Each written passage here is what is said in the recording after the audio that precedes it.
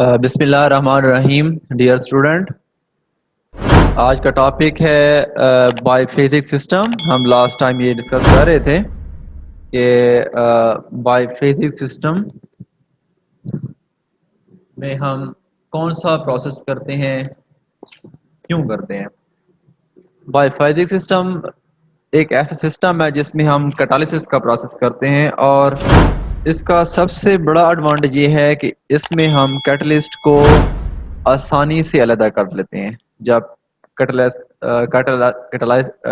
का process complete हो जाता है तो उसके बाद नॉर्मली कैटलिस्ट को सेपरेट करना मुश्किल होता है, क्योंकि कैटलिस्ट एक्सपेंसिव होते हैं। अगर उसको अलग करना मुश्किल है तो इकोनॉमिकली हमें लॉस होता है। इसलिए बायफेजिक सिस्टम इंट्रोड्यूस कराया गया कि ये एक ऐसा सिस्टम है जिससे कैटलिस्ट को आसानी से अलग करके हम इसको रीजनरेट कर सकते हैं, और इसको दोबारा हम नेक्स्ट कैटालिसिस रिएक्शन में हम इसको यूज़ कर लेते हैं। तो अ, ये टू लिक्विड फेज बायफेजिक सिस्टम में दो किस्म के सिस्टम है। एक आयनिक लिक्विड सिस्टम है और एक फ्लोरस बायफेजिक सिस्टम है। इनको हम वन बाय वन डिस्कस करते हैं। पहला है आयनिक लिक्विड फेज। आयनिक लिक्विड फेज में क्या है, एक आयनिक लिक्विड लिक्विड यूज होगा, जैसा कि और इसमें क्या, जैसा कि 1,3 di alkyl amide azolium cation 33 number ligand जो आपको स्क्रीन पे नजर आ रहा है, ये एक कैटाइन। और कुछ एनाइन जैसा कि PF6-1, BF4-1, CF3SO3-1, ये दोनों मिलके आयनिक लिक्विड बनाते हैं।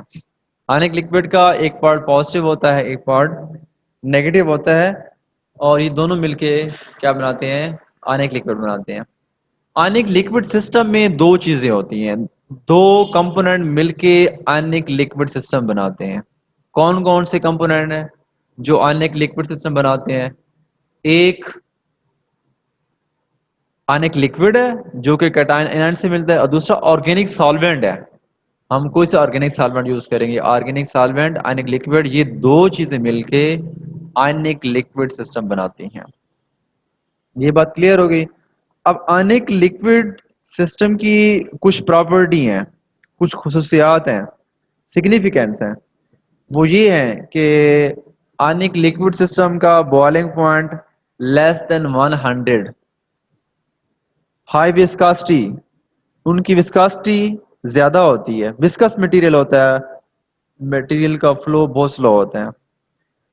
जीरो वेपर प्रेशर जीरो होगा, क्योंकि जो चीज ज्यादा विस्कस होती है उसका वेपर प्रेशर ना होने के बराबर होता है। अच्छा, अब इसमें अगर हम कोई कैटालिसिस का प्रोसेस ऐड करते हैं कि उसमें हम कैटलिस्ट भी ऐड करते हैं और उसमें हम रिटर्न भी ऐड करते हैं, दोनों ऐड करते हैं, तो अब ये कैसे रिएक्शन कंप्लीट होगा, और रिएक्शन कंप्लीट होने के बाद इस कैटलिस्ट को हम कैसे अलग करेंगे। कैटलिस्ट आयनिक फेज में चला जाएगा, जो रिएक्टेंट है वो ऑर्गेनिक फेज में चले जाएंगे। ऑर्गेनिक फेज क्या है, कोई ना कोई ऑर्गेनिक सॉल्वेंट यूज करेंगे। जब रिएक्शन कंप्लीट हो जाएगा तो प्रोडक्ट भी आयनिक है, और कैटलिस्ट की नेचर जो है वो आयनिक है। रिएक्शन कंप्लीट होने के बाद जो प्रोडक्ट बना है उस नेचर आयनिक है, वो ऑर्गेनिक सॉल्वेंट में शिफ्ट हो जाएगा, और जो कैटलिस्ट है उसकी नेचर आयनिक है तो वो आयनिक लिक्विड में शिफ्ट हो जाएगा। तो इस तरह आयनिक ऑर्गेनिक दो फेज बन जाएंगे, दोनों फेज को हम अलग करेंगे। जैसे ही ऑर्गेनिक फेज अलग हो जाएगा तो उसमें ऑर्गेनिक कंपाउंड आ जाएगा, और जब आयनिक लिक्विड अलग करेंगे तो उसमें कैटलिस्ट अलग हो जाएगा। फिर हम जो ऑर्गेनिक फेज अलग की है उसमें से प्रोडक्ट को आसानी से हम निकाल सकते हैं। आप उसको एवापोरेट करें तो वो प्रोडक्ट वापस आ जाएगा, सॉल्वेंट एवापोरेट हो जाएगा। ये ऐसे ही है जैसे कि पानी के अंदर नमक हल हो गई है, सॉल्ट डिजॉल्व होगी। आपने सॉल्ट को कैसे सेपरेट करेंगे कि आप वाटर को हीट अप करें, वाटर को हीट अप करेंगे, वाटर एवापोरेट हो जाएगा और सॉल्ट बाकी बच जाएगा। इसी तरीके से ही हम ऑर्गेनिक सॉल्वेंट में से प्रोडक्ट को भी अलग करते हैं। आप हीट अप करेंगे, ऑर्गेनिक सॉल्वेंट के वेपर्स एवापोरेट हो जाएंगे और बाकी प्रोडक्ट बच जाएगा। और अनेक लिक्विड में से, क्योंकि कैटलिस्ट को कैसे अलग करेंगे, कैटलिस्ट जो है वो उसको हम आसानी से, अगर वो डिजॉल्व नहीं है तो उसको हम आसानी से ट्वीज़र से भी हम उसको बाहर से निकाल लेते हैं, या उसको हम फिल्ट्रेशन करेंगे तो आसानी से कैटलिस्ट अनेक लिक्विड से अलग हो जाएगा। अच्छा, अब एक एग्जांपल है इसकी जो इस पॉइंट्स को और भी क्लियरली एक्सप्लेन कर लेंगे कि फर्ज करें कि आपने लिगेंड, एक रिएक्शन है hydro formylation of alkene. Hydro formylation of alkene एक ऐसा प्रोसेस है जिसमें हम अल्कीन से अल्डिहाइड प्रिपेयर करते हैं। ऐसा प्रोसेस जिसमें हम अल्कीन से अल्डिहाइड प्रिपेयर करें, that is called hydro formylation of alkene. अब इसमें दो किस्म के हम रिएक्शन करते हैं और हर रिएक्शन में डिफरेंट लिगेंड ऐड करते हैं। फर्स्ट करें कि पहला रिएक्शन ये है कि इसी रिएक्शन में मैंने जो ligand as a catalyst use किया है वो है ट्राइफिनाइल फास्फीन। ये triphenyl phosphine phosphine organic ligand है, रिएक्टेंट्स भी ऑर्गेनिक हैं। अब दो फेज है हमारे पास, एक आयनिक लिक्विड का फेज है और दूसरा कौन सा फेज है, ऑर्गेनिक सॉल्वेंट का फेज है। क्योंकि फास्फोरस ट्राइफिनाइल जिसके अराउंड मैं एरो रोटेट कर रहा हूँ, ये लिगेंड ऑर्गेनिक है, रिएक्टेंट्स की भी ऑर्गेनिक हैं। ये तो दोनों के दोनों ऑर्गेनिक फेज में चले जाएंगे। जब प्रोडक्ट बन जाएगा, रिएक्शन भी हो जाएगा, तो अब प्रोडक्ट भी ऑर्गेनिक फेज में है, लिगेंड भी ऑर्गेनिक फेज में जाएगा, क्योंकि दोनों की नेचर क्या है, ऑर्गेनिक है। तो अब तो इस फास्फोरस ट्राइफिनाइल को ट्राइफिनाइल फास्फीन को अलग करना मुश्किल है, दोनों ऑर्गेनिक में है। तो इस तरह इस रिएक्शन में, इस प्रोसेस में हम इस लिगेंड को आसानी से अलग नहीं कर सकते, क्योंकि जो प्रोडक्ट बनेगा उसके साथ ये लिगेंड भी मिक्स होगा, हम आसानी से अलग नहीं कर सकते। अब हम थिंकिंग करते हैं, सोचते हैं कि कोई ऐसा प्रोसेस हो कि हम लिगेंड्स को भी अलग कर लें और प्रोडक्ट को भी अलग कर लें। अच्छा, सेकंड ऑप्शन ये है, अगर रिएक्शन सेम है, रिएक्शन वही है, हाइड्रो फॉर्मेलेशन ऑफ अल्कीन से हमने अल्डिहाइड बनाना है। पहले रिएक्शन वही है, एक रिएक्शन में मैंने लिगेंड ट्राइफिनाइल फास्फीन यूज की है। अब सेकंड रिएक्शन में क्या है कि रिएक्शन तो वही है, अब लिगेंड में यूज कर रहा हूं आयनिक सल्फ्यूरेटेड ट्राइफिनाइल फास्फीन। अब ये लिगेंड मैंने यूज करना है। जब आप ये लिगेंड यूज करेंगे आयनिक सल्फ्यूरेटेड ट्राइफिनाइल फास्फीन, अब इसकी नेचर आयनिक है। अगर इसकी नेचर आयनिक है तो ये किस में जाएगा, ये आयनिक लिक्विड में जाएगा। जो रिएक्टेंट यूज कर रहे हैं वो आयनिक है, वो किस में जाएगा, ऑर्गेनिक फेज में जाएंगे। जब हम रिएक्शन करते हैं तो ये दोनों मिक्स होते हैं, स्टीरर होता है और उसे घुमाते हैं और आपस मिक्स होते हैं, होमोजेनियस मिक्सचर बन जाता है। जब रिएक्शन एंड हो जाएगा तो हम कूल करेंगे, कूल से क्या हो जाएगा, दोबारा जो आपका सल्फ्यूरेटेड ट्राइफिनाइल फास्फीन लिगेंड है ये आयनिक लिक्विड में शिफ्ट हो जाएगा, और जो आपका प्रोडक्ट है वो ऑर्गेनिक लिगेंड में, ऑर्गेनिक सॉल्वेंट में अलग हो जाएगा। फिर हम दोनों पोर्शन को अलग करते हैं, ऑर्गेनिक सॉल्वेंट को अलग करते हैं पोर्शंस को, और ऑर्गेनिक पोर्शन को अलग करते हैं, अनेक लिक्विड वाले पोर्शन को अलग करते हैं। तो फिर हम बारी बारी दोनों से, ऑर्गेनिक पोर्शन से हम प्रोडक्ट सेपरेट कर लेंगे और अनेक लिक्विड से हम कैटलिस्ट को हम अलग कर लेंगे।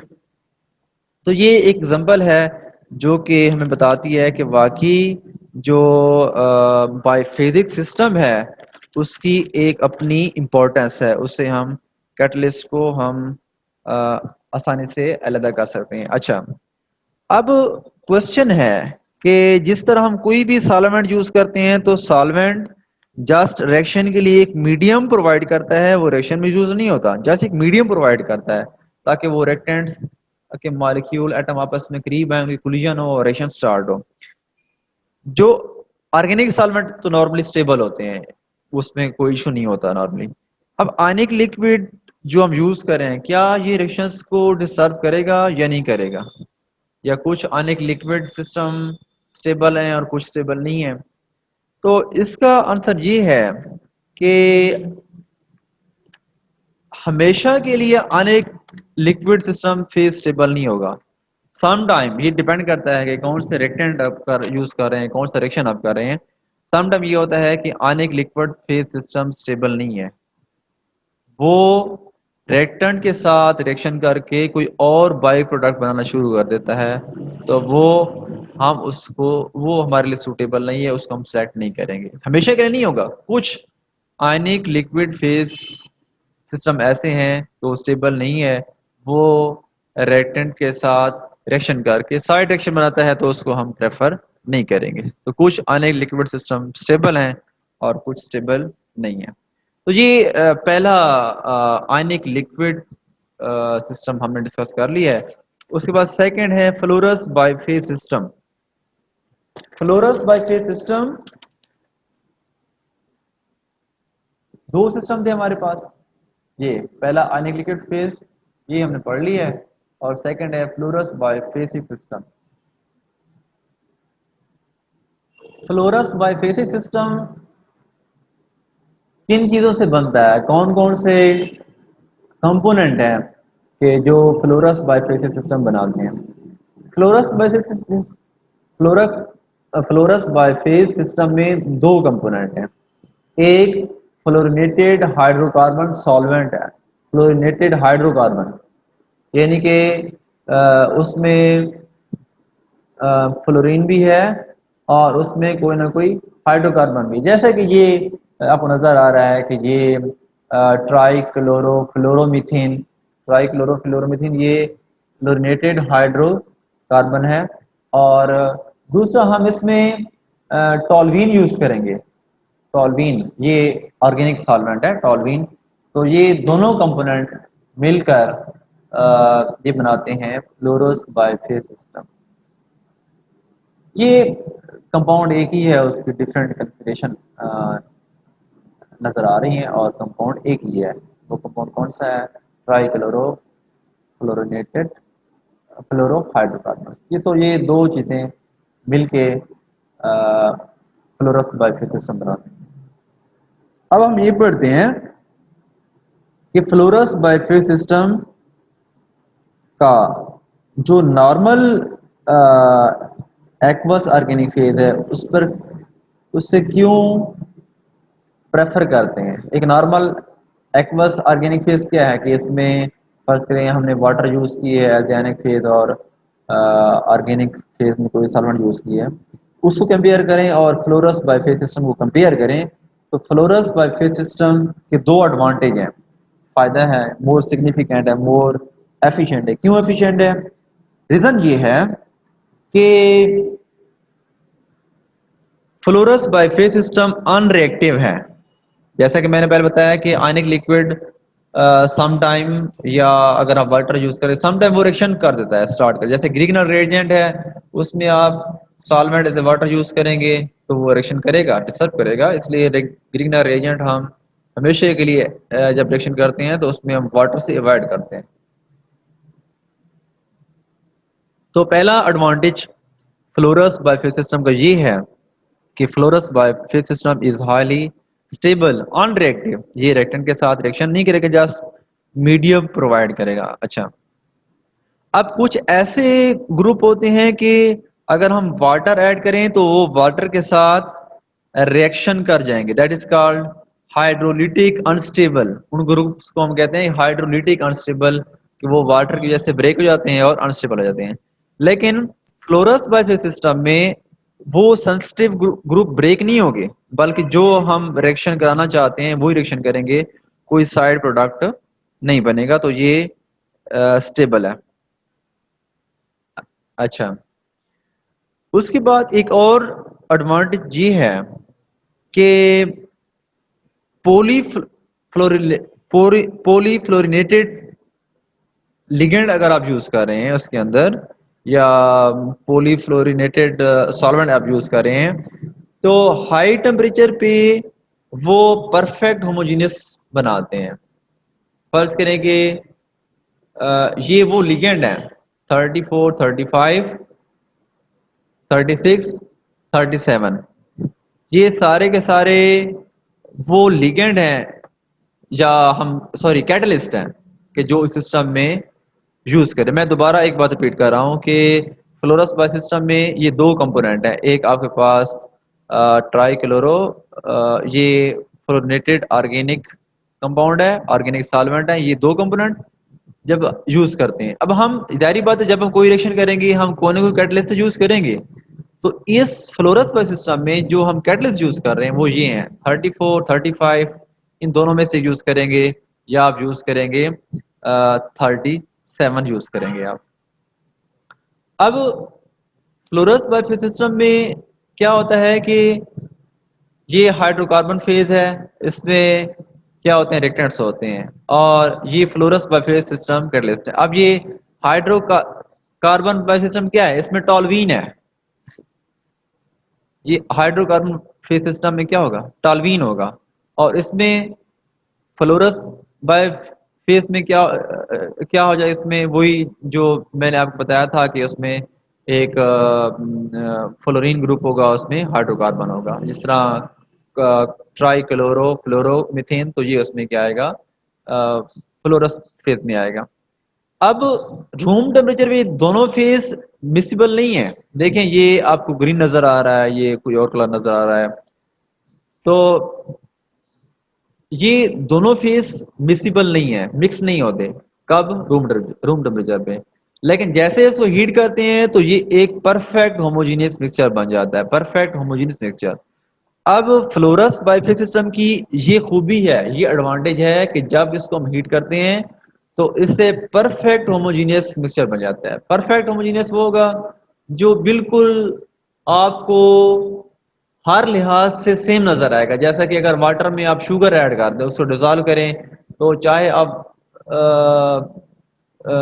उस शुगर्स को आप किसी ग्लास में ऐड करते हैं, ग्लास ऐसा जो कि शीशे का बना हुआ है, तो आप उस ग्लास को टॉप से देखें, बॉटम से देखें, या उसको आप साइड से देखें या लेफ्ट साइड से देखें, हर साइड से आपको एक जैसा नजर आएगा। इसे कहते हैं परफेक्ट होमोजीनियस, जो आपको हर एंगल से हर साइड से एक ही फिजिकल अपीयरेंस हो, और उसका टेस्ट भी एक जैसा, कंपोजिशन भी एक जैसी होगी। That is called perfect homogeneous mixture. तो ये फ्लोरस बाय फेज सिस्टम की एक प्रॉपर्टी है, खूबी है कि इससे परफेक्ट होमोजीनियस सिस्टम बनता है, मिक्सचर बनता है। उसके बाद क्या होगा, जैसे ही आप उसको कूल करेंगे रिएक्शन कंप्लीट हो जाएगा।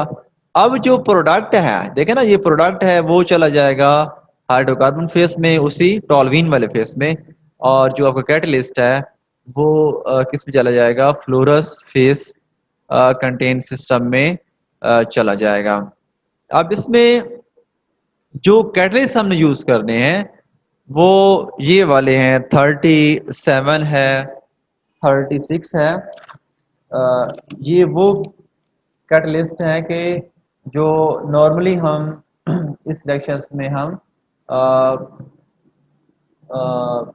परफॉर्म करते हैं। तो बिस्मिल्लाहिर्रहमानिर्रहीम। डियर स्टूडेंट, नेक्स्ट टॉपिक है ग्रिग्नॉर्ड रिएक्शन। ग्रिग्नॉर्ड रिएक्शन क्या है? एक साइंटिस्ट जिसका नाम ग्रिग्नॉर्ड था, उसने ये रिएक्शन प्रपोज्ड की है, डिस्कवर की है। That is called Grignard reaction. इस रिएक्शन में हम क्या चीज़ प्रिपेयर करते हैं? इसमें कार्बन कार्बन बॉन्ड की कपलिंग हो रही होती है, कार्बन कार्बन बॉन्ड की लिंकेज हो रही होती है। तो इस लेक्चर में जस्ट मैं आपको ग्रीक-नॉर्ड रिएक्शंस का इंट्रोडक्शन बताऊंगा और इसकी डिटेल हम नेक्स्ट लेक्चर में पढ़ेंगे। तो ये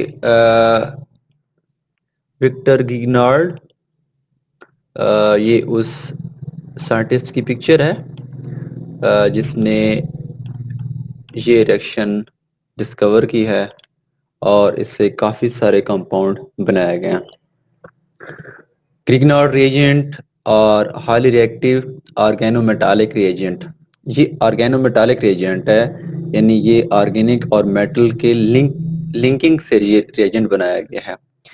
जनरेटेड बाय ट्रीटिंग अल्काइल और अल्काइल हैलाइड, इसमें हम अल्काइल या अल्काइल हैलाइड को जनरेट करते हैं with magnesium metal in the presence of anhydrous ether, कि इसमें हम मैग्नीशियम मेटल यूज करते हैं और साथ anhydrous ether as a solvent use करते हैं। ये एक जनरल रिएक्शन दिखाया गया है कि ग्रीक-नॉर्ड रिएजेंट कैसे होता है। RX alkyl halide, Mg magnesium, तो ये क्या बनेगा कि RX plus Mg positive magnesium electron donate करेगा और ये इलेक्ट्रॉन दे देगा इस सबस्ट्रेट के ऊपर और it will become RMgX। Magnesium metal है, मेटल की डेफिनेशन यही है कि the substance which can donate electron easily, that is called metal. Non metal क्या होती है? The substance which can donate, which can accept electron easily, that is called non metal. तो आपको पता है कि जब भी अल्काइल ग्रुप होता है उसमें और डायरेक्टली अटैच होता है। यहाँ पे और अल्काइल ग्रुप है तो यहाँ पे क्या होता है, इसमें और में कार्बन डायरेक्ट अटैच है। जैसे कि मैं आपको अगर यहाँ पे शो करना चाहूँ, जैसे कि ये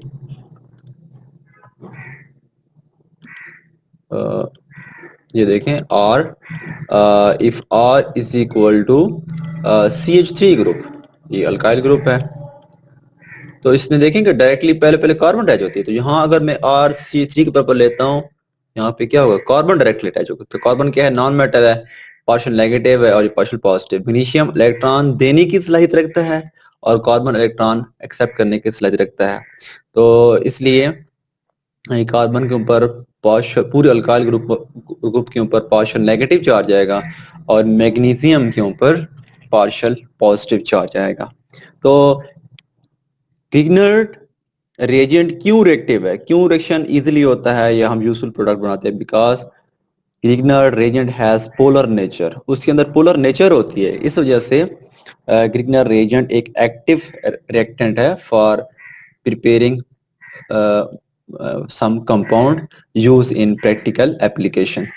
तो इस पोलैरिटी वजह से ये ग्रीक-नॉर्ड रिएजेंट एक ऑर्गेनोमेटालिक कंपाउंड है और इजीली रिएक्शन करता है। तो ये विक्टर ग्रीक-नॉर्ड ने 1900 में इस रिएक्शंस को डिस्कवर किया था। अच्छा, अब हम ये पढ़ते हैं कि ग्रीक-नॉर्ड रिएजेंट रिएक्शंस में होता क्या है, क्या न्यू प्रोडक्ट बनता है। ग्रीक-नॉर्ड रिएजेंट में बेसिकली कार्बन कार्बन बॉन्ड्स की लिंकेज होती है, कार्बन कार्बन बॉन्ड्स की लिंकेज, कार्बन कार्बन बॉन्ड्स की लिंकेज होती है। तो कैसे, देखें, ये RMgBr, R1 कोई अल्काइल ग्रुप है, उसको हमने नेम 1 कर दिया ताकि कोई दूसरा अल्काइल ग्रुप हो तो उसको हम डिफ्रेंशिएट कर सके, उसको हम फर्क महसूस कर सकें। तो R1 यानी अल्काइल ग्रुप है, MgBr ये पूरा का पूरा क्या है, ये ग्रीक-नॉर्ड रिएजेंट है। इसको मैं ये हमारे पास क्या है, that is whole is Grignard reagent,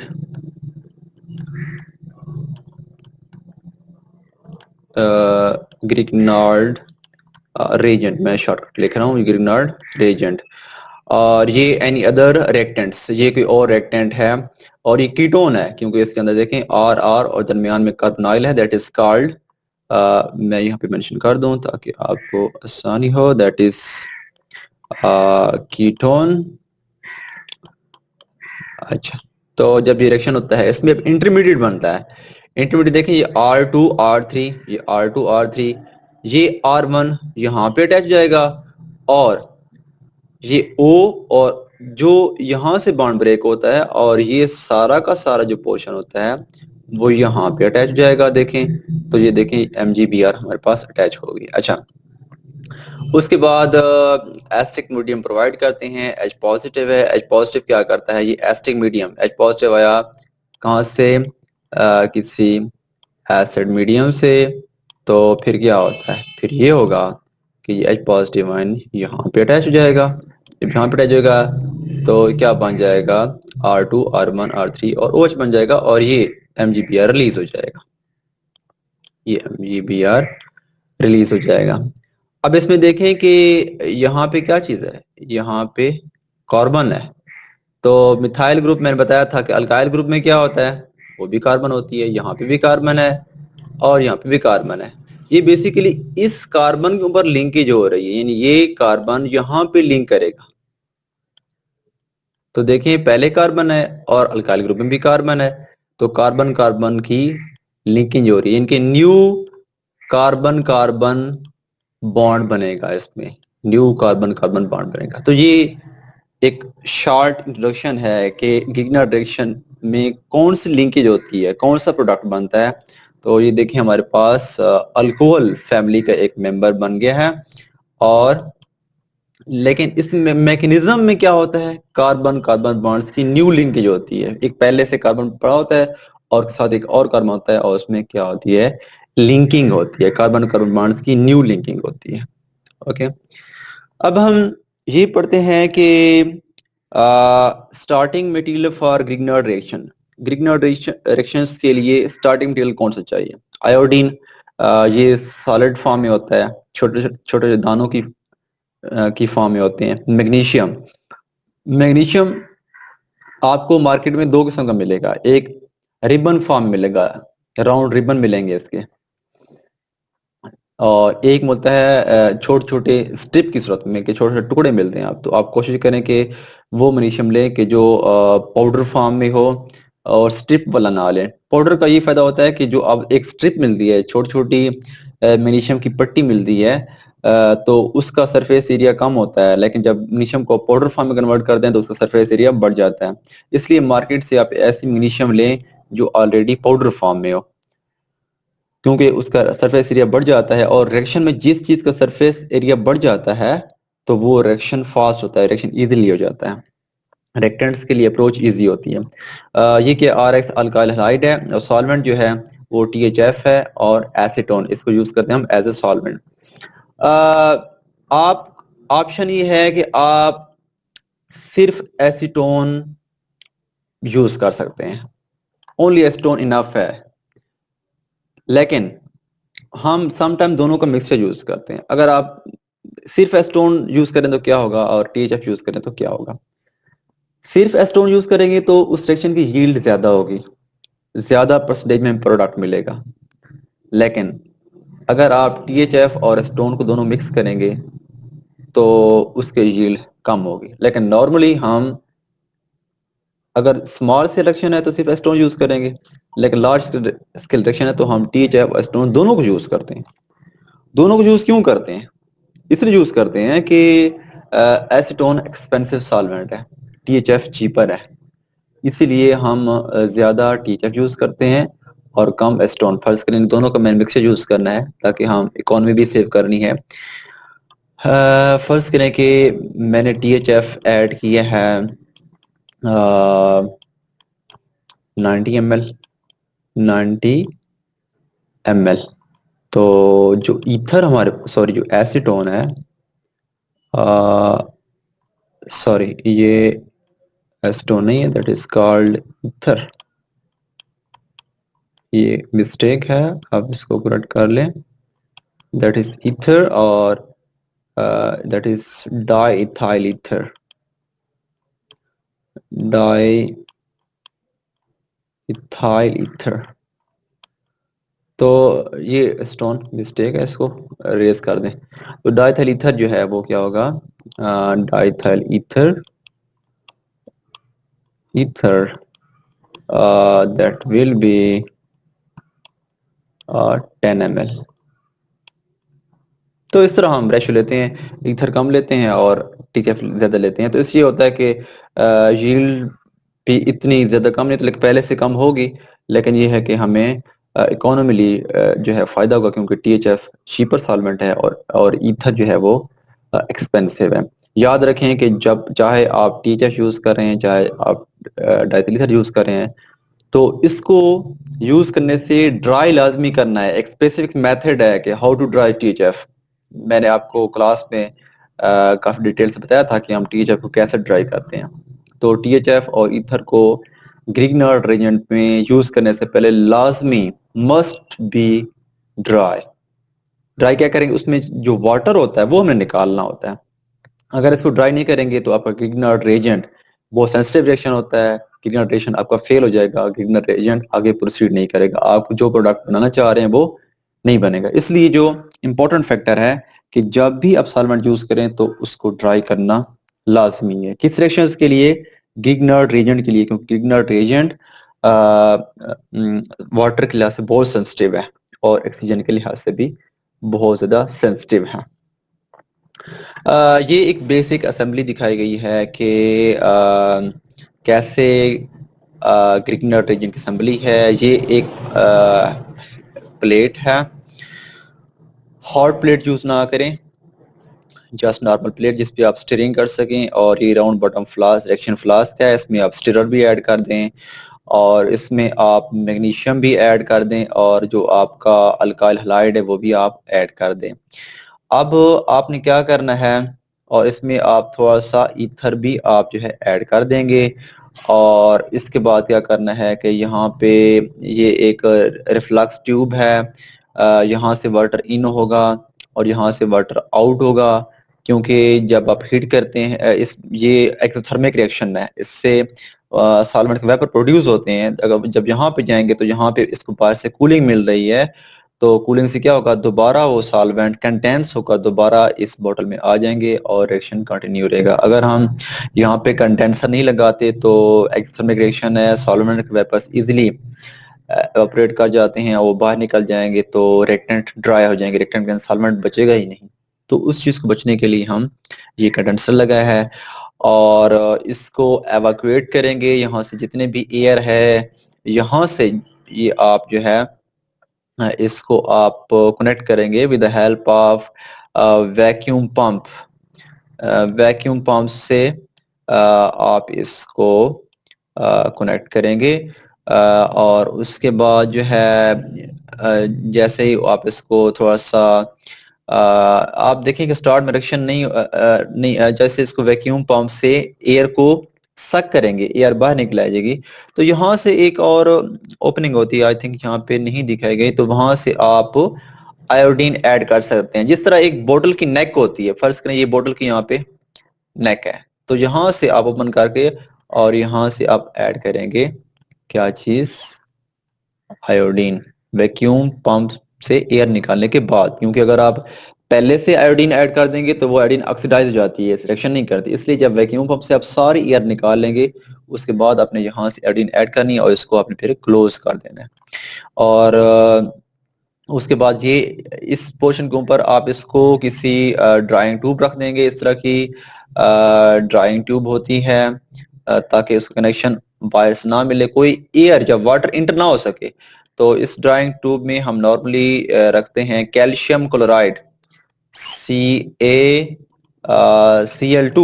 calcium chloride, क्योंकि अगर वाटर बार इंटर भी हो सकता है तो कैल्शियम क्लोराइड को अब्जॉर्ब कर लेता है, कैल्शियम क्लोराइड वाटर को आगे पास नहीं देता। तो ये दोनों, ये भी क्लोज होना चाहिए ड्राइंग ट्यूब से, और वैक्यूम पंप से आप जब एयर निकालते हैं तो आप वैक्यूम पंप से कनेक्ट रहेगा तो कोई एयर इंटर नहीं होगी। अगर आप एक तो इसमें एयर आने का या वाटर आने का चांस नहीं है, क्योंकि ये ग्रिग्नार्ड रेजेंट वाटर सेंसिटिव है, एयर सेंसिटिव है, ना ही वाटर आना चाहिए ना ही एयर आनी चाहिए। तो ये इसकी बेसिक असेंबली है। अब क्वेश्चन है कि why can't we make Grignard reagent in water. Water अगर आ जाए तो क्या होगा, हम क्यों वाटर से अवॉइड कर रहे हैं? उसकी वजह ये है कि अगर ईथर में रिएक्शन करते हैं तो ये RMgx आसानी से बन जाता है, ये R नेगेटिव हो जाता है और ये फिर नेगेटिव किसी और R से क्या करेगा, मिक्स होगा, मैच करेगा, तो हमारा RR यानी कार्बन कार्बन बॉन्ड बन जाएगा। लेकिन अगर आप वाटर फर्स्ट कर कहीं से एंटर हो गई है तो फिर क्या होगा, तो फिर ये R क्या करता है कि जैसे ही आप वाटर ऐड करेंगे, ये वाटर का मॉलिक्यूल है, तो ये R जो है H के साथ मिलेगा। हमारा टारगेट क्या है कि कार्बन कार्बन बॉन्ड यानी कि ये R किसी और R से मैच करे, लेकिन वाटर ऐड करेंगे तो ये R क्या करता है, ये R क्या करता है, ये होता है पार्शियल पॉजिटिव होता है, ये पार्शियल नेगेटिव होता है, ये पार्शियल पॉजिटिव है क्योंकि इलेक्ट्रॉन देगा, और ठीक है। तो फिर क्या करता है, ये R जो है क्योंकि पार्शियल नेगेटिव है, ये पार्शियल पॉजिटिव है, तो R किसी और R से लिंक होने की बजाय R H के साथ मिलता है और क्या बन जाता है, अल्केन बन जाता है। हमारा टारगेट है कि कार्बन कार्बन बॉन्ड बने, लेकिन ये R H बॉन्ड बन जाता है, अल्केन बन जाती है, और हमारा टारगेट प्रोडक्ट जो हम बनाना चाह रहे हैं वो हमारे पास नहीं बनता, इसलिए ये वाटर सेंसिटिव है। तो question why Grignard reagent is sensitive towards water, water के अगेंस्ट क्यों सेंसिटिव है, तो ये इसका रीजन है। That's end the class.